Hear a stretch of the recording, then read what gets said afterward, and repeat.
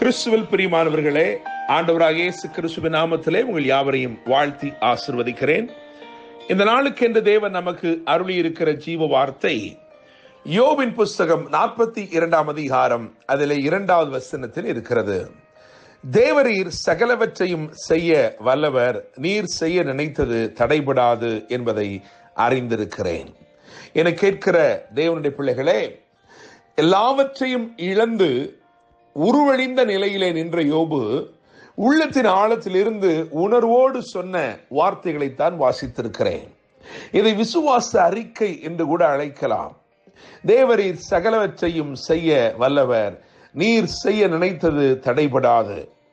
இதை கேட்ட தேவன் ஆண்டவர் இப்படியாய் சொல்லுகிறார், அவன் என்னை குறித்து நிதானமாய் பேசினான் என்று சாட்சி பகருகிறார்.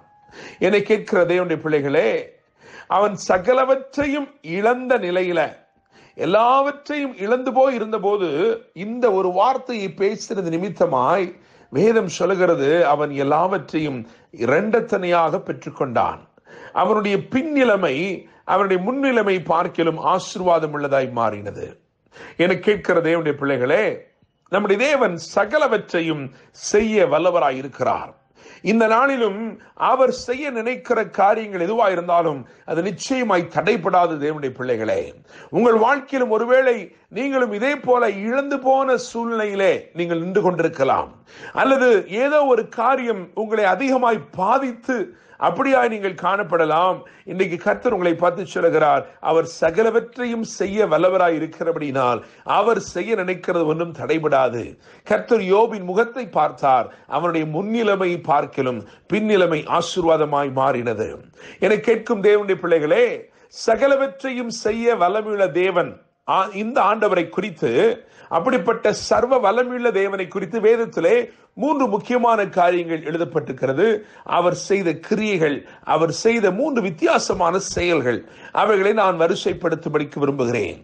மாற பண்ணினார் என்று எழுதியிருக்கிறது, முடிய பண்ணினார் என்று எழுதியிருக்கிறது, முளைக்க பண்ணினார் என்று எழுதியிருக்கிறது. அவைகளை மாத்திரம் நான் விவரித்து சொல்லும்படி விரும்புகிறேன். முதலாவதாக உபாகமம் 23 அதிகாரம் 5 வசனத்தை வாசிக்கும் பொழுது அங்கே சாபத்தை ஆசீர்வாதமாக மாற பண்ணினார் என்று எழுதியிருக்கிறது.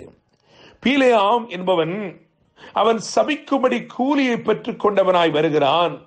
பாலாக் என்னும் ராஜா அவனை ஏற்படுத்தி இருக்கிறான். எனவே அதிக பணம் கிடைக்கும், அதிக கனம் கிடைக்கும் என்று வந்த அவனை தேவன் அவன் விரும்பியும், அவன் இந்த ஜனத்தை சபிக்க வேண்டும் என்று விரும்பியும் அவனால் கூடவில்லை.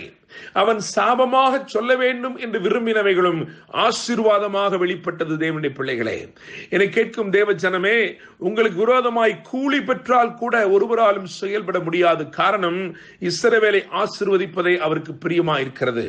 உங்களை ஆசீர்வதிப்பதே அவருக்கு பிரியமாயிருக்கிறபடினால் ஒருவரும் கூலி வாங்கி கொண்டு கூட உங்களை சபிக்க முடியாது. காரணம், இந்த தேவன் சாபத்தை ஆசீர்வாதமாக மாற பண்ணுகிற தேவனாக இருக்கிறார். தேவனுடைய பிள்ளைகளே, இரண்டாவதாக ஆதியாகமத்தின் புஸ்தகம் 49 அதிகாரம் அதில் 20வது வசனத்தை கவனித்தால் யோசேப்பு இப்படியாய் சொல்லுகிறான், நீங்கள் எனக்கு தீமை செய்ய நினைத்தீர்கள், ஆனால் ஆண்டவரோ அந்த தீமையை நன்மையாக முடிய பண்ணினார் என்று சொல்லுகிறான். என கேட்கிற தேவனுடைய பிள்ளைகளே, இவர் சாபத்தை ஆசீர்வாதமாக மாற பண்ணுகிறவர், இவர் தீமையை நன்மையாக முடிய பண்ணுகிறவராய் இருக்கிறார். அதன் தோற்றம் தீமையாக இருக்கலாம், அந்த சூழல்கள் எல்லாம் அவனுக்கு எதிராக செயல்படுகிறது போல இருக்கலாம், ஆனால் அதிலே ஒரு முடிவை தேவன் கொண்டு வருகிறார். அந்த முடிவை கவனித்து பார்க்கும் பொழுது அது தீமையை நன்மையாக்குகிற முடிவாய் இருக்கிறது.